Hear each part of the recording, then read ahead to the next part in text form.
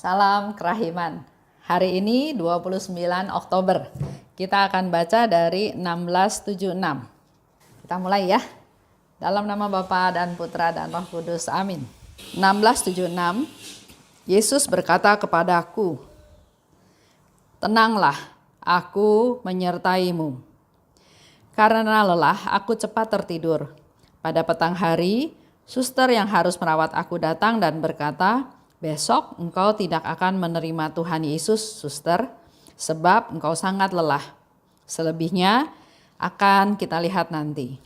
Hal ini sangat mengharukan hatiku, tetapi aku berkata dengan sangat tenang, 'Baiklah,' dan aku berserah sepenuhnya kepada kehendak Tuhan. Aku berusaha tidur. Pada pagi hari aku membuat meditasiku dan mempersiapkan diri untuk menyambut Komuni Kudus, meskipun aku seharusnya tidak menerima Tuhan Yesus.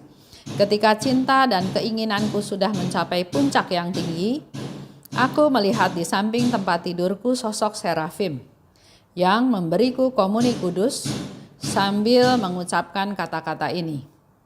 Inilah Tuhan para malaikat. Ketika aku menerima Tuhan, rohku tenggelam dalam kasih Allah dan dalam pesona. Ini terulang selama 13 hari, meskipun aku tidak pernah yakin apakah Ia akan membawakan aku Komuni Kudus pada hari berikutnya. Tetapi aku percaya sepenuhnya kepada kebaikan Allah. Meskipun demikian, aku tidak berani berpikir bahwa aku akan menerima Komuni Kudus dengan cara ini pada hari berikutnya. Serafim itu diliputi suatu cahaya yang cemerlang. Keilahiannya dan kasih Allah tercermin dalam dia. Ia mengenakan jubah keemasan dan di atasnya suatu superpli yang transparan dan stola yang juga transparan.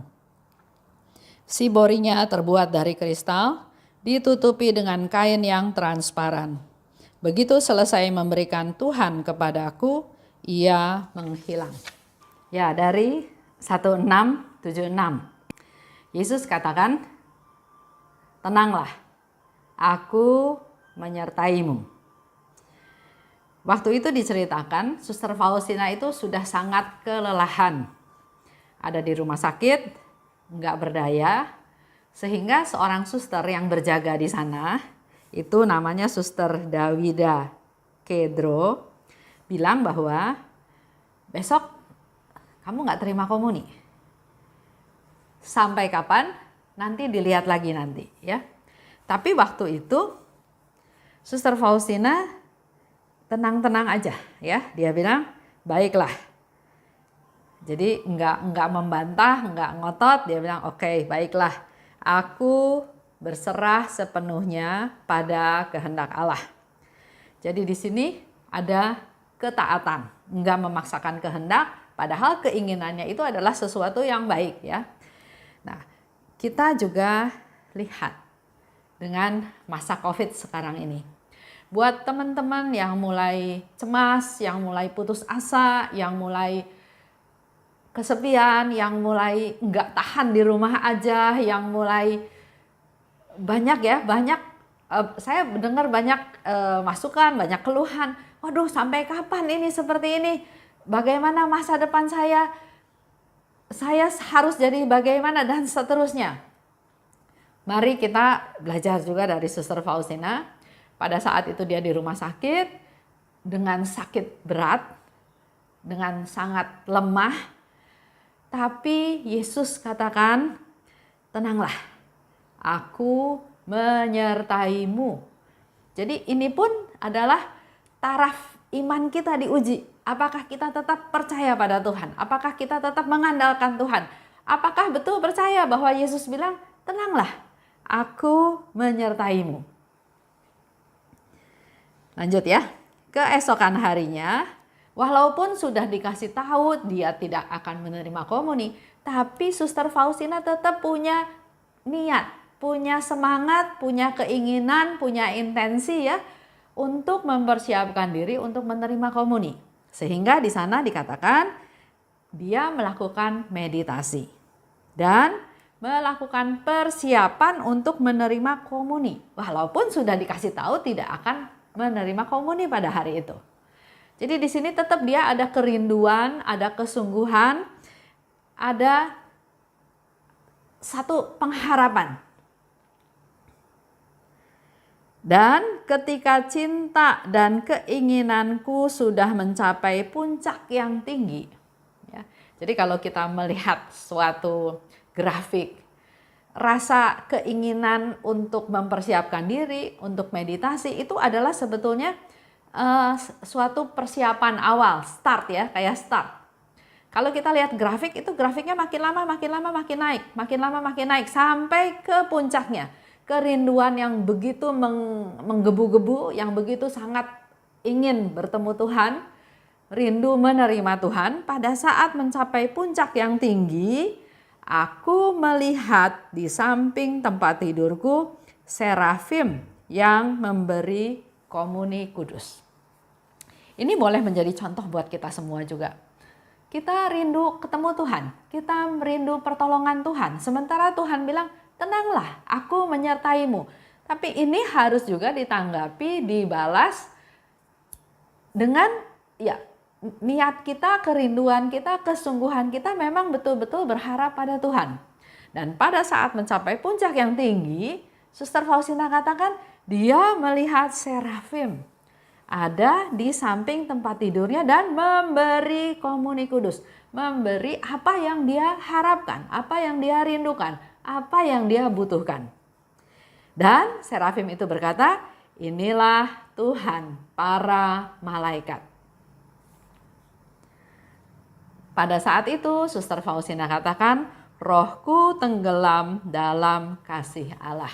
Ya, berharap sesuatu, berharap bertemu Tuhan, berharap menyambut Tuhan, dan ternyata harapannya nggak sia-sia. Tuhan mengirim serafim untuk membawa komuni kudus pada Suster Faustina. Harapan yang terpenuhi pasti dia penuh sukacita, penuh kegembiraan, penuh dikatakan tenggelam dalam kasih Allah. Dan yang luar biasa, hal ini dia alami selama 13 hari berturut-turut.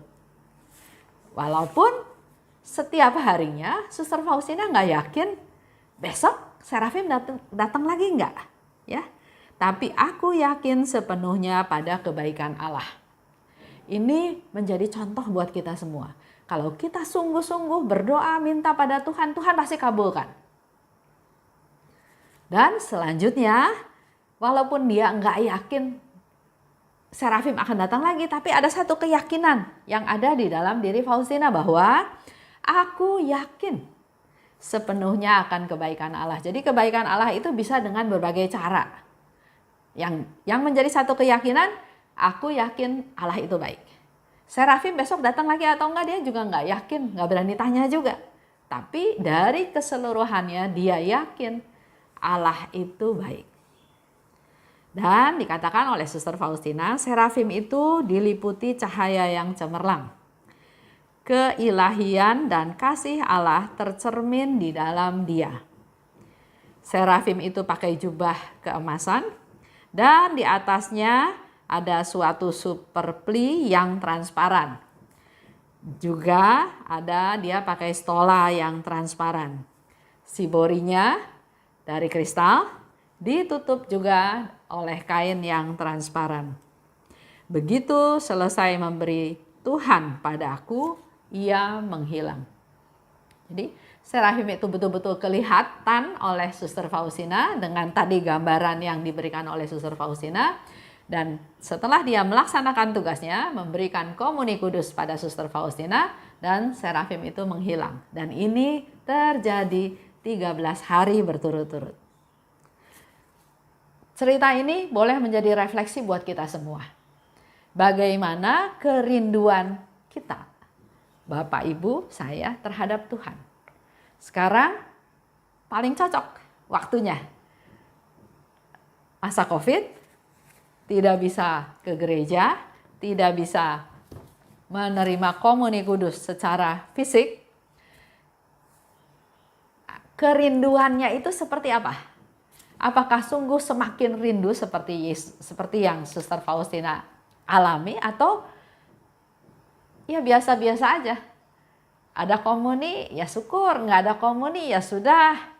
Ada live streaming di TV ya ikut, atau ada ya sudah nggak ikut. Nah, ini semua sebetulnya tergantung dari bagaimana relasi kita dengan Tuhan. Bagaimana taraf kerinduan kita kepada Tuhan.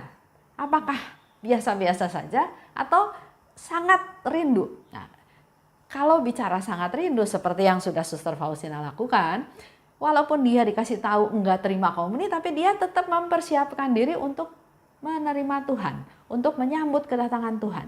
Dan semuanya itu Tuhan lihat. Prosesnya Tuhan lihat. Dan ternyata Tuhan tidak mengirim suster atau tidak mengirim romo, pastor yang membawa komuni untuk Suster Faustina, tapi dia kirim serafim. Dan mendapat satu konfirmasi lagi dari serafim tersebut bahwa inilah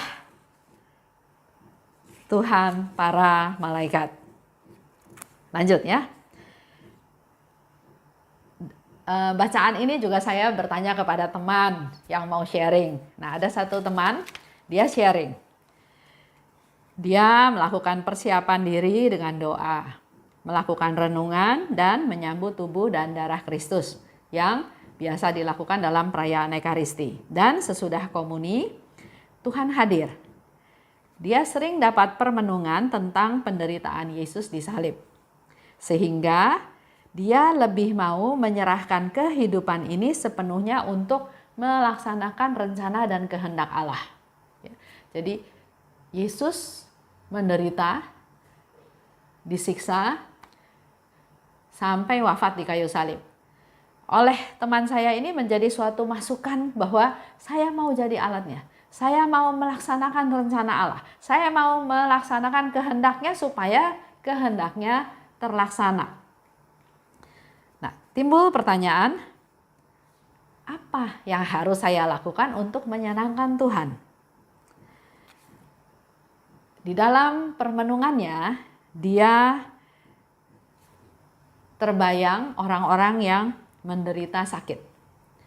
Yang sudah tua, yang hidup sendiri, yang nggak punya makanan, yang nggak punya pakaian, yang nggak punya tempat tinggal, bahkan dia membayangkan mereka-mereka yang menderita karena COVID-19. Baik menjadi sakit, positif ya, kena COVID-19, atau secara tidak langsung mengalami dampak dari adanya COVID-19. Dari permenungan tersebut dia mengambil satu langkah konkret, langkah nyata, yaitu dia mengajak teman-temannya untuk beramal. Dirundingkanlah dengan teman-temannya. Saya nggak tahu bagaimana perundingannya, tapi saya bayangkan dia punya sukacita yang begitu besar. Dia ingin berkarya di ladang Tuhan. Dia ingin membantu mereka yang susah, yang sengsara, yang menderita. Karena dia melihat Yesus yang jauh lebih dulu mau menderita untuk manusia. Sedangkan dia ada kelebihan, ada kecukupan, sehat. Dia mengajak teman-temannya untuk ayo kita sama-sama menjadi perpanjangan Tuhan untuk memperhatikan mereka yang menderita, yang sengsara, yang tua, yang seterusnya ya. Akhirnya terkumpullah dia dengan teman-temannya melayani kurang lebih 20 keluarga. Keluarga itu ya berdasarkan apa yang mereka lihat, apa yang kekurangan dalam keluarga tersebut. Mungkin tadi ya, ada yang sudah tua, ada yang sakit, ada yang kesepian, ada yang menderita karena COVID. Banyak ya, banyak alasan yang bisa mereka pakai untuk mereka berbelas kasih kepada orang sekitar. Sehingga mereka melayani 20 keluarga. Dan otomatis keluarga yang dilayani itu pasti bersukacita karena ada orang yang peduli, yang memperhatikan, yang mengasihi mereka. Sekaligus dia dan teman-temannya juga merasa bersukacita karena dia bisa menjadi perpanjangan tangan Tuhan. Tuhan hadir dalam diri mereka, ya, membawa Tuhan yang hadir itu kepada mereka yang membutuhkan. Ini sharing dari seorang bapak, ya, namanya Pak Everson. Dia men-sharingkan apa yang dia alami dalam masa seperti sekarang ini. Semoga sharing ini juga menguatkan kita semua yang barangkali tadinya masih fokusnya keluarga saya, sekitar saya. Mari coba sekarang kita berkarya, melayani, memperhatikan orang yang ada di luar area saya, ya, orang-orang yang membutuhkan. Kita bersama-sama, kalau sendiri memang biasanya nggak bisa besar. Lagi pula dengan banyak teman-teman itu bisa saling support, saling menunjang, saling berbagi, menularkan kegiatan ini juga kepada orang-orang yang belum tergerak. Semoga dengan sharing Pak Everson ini kita makin lebih banyak tergerak, kita yang sehat, kita yang mampu, kita yang punya, mari kita memberi. Karena Tuhan bilang lebih baik memberi daripada menerima. Baik, saya tutup ya dengan doa. Dalam nama Bapa dan Putra dan Roh Kudus, amin. Allah Bapa yang maha baik, terima kasih atas kata-kata Yesus yang dikatakan kepada Santa Faustina, tenanglah, aku menyertaimu. Kata-kata itu juga menguatkan kami semua Tuhan, karena kami percaya Engkau juga menghibur hal yang sama kepada kami. Kami tidak perlu khawatir, kami tidak perlu takut, kami tidak perlu menjadi bingung, mengalami begitu banyak permasalahan yang harus dihadapi, karena kami punya Tuhan yang berkata kepada kami semua, tenanglah, aku menyertaimu. Terima kasih Tuhan, karena Engkau sudah mengirim Yesus Putramu untuk menjadi penyelamat kami. Mampukan kami Tuhan untuk juga peduli kepada orang-orang di sekitar kami, khususnya mereka yang membutuhkan, mereka yang perlu dibantu, mereka yang perlu disupport. Kami mau berdoa juga Tuhan untuk Pak Everson dan juga keluarganya dan juga teman-temannya yang sudah mau berbagi, mau memperhatikan orang-orang di sekitarnya. Dan kami juga mohon rahmat-Mu, berkat-Mu Tuhan untuk 20 keluarga yang dibantu, ditolong, diperhatikan oleh Pak Everson dan teman-temannya ini, agar keluarga tersebut juga sungguh boleh mengalami kerahiman Tuhan. Biarlah kerahiman-Mu Tuhan semakin dikenal, semakin banyak orang mengalaminya, dan semakin banyak orang juga melakukannya, mewartakannya. Amin. Dalam nama Bapa dan Putra dan Roh Kudus, amin. Salam kerahiman.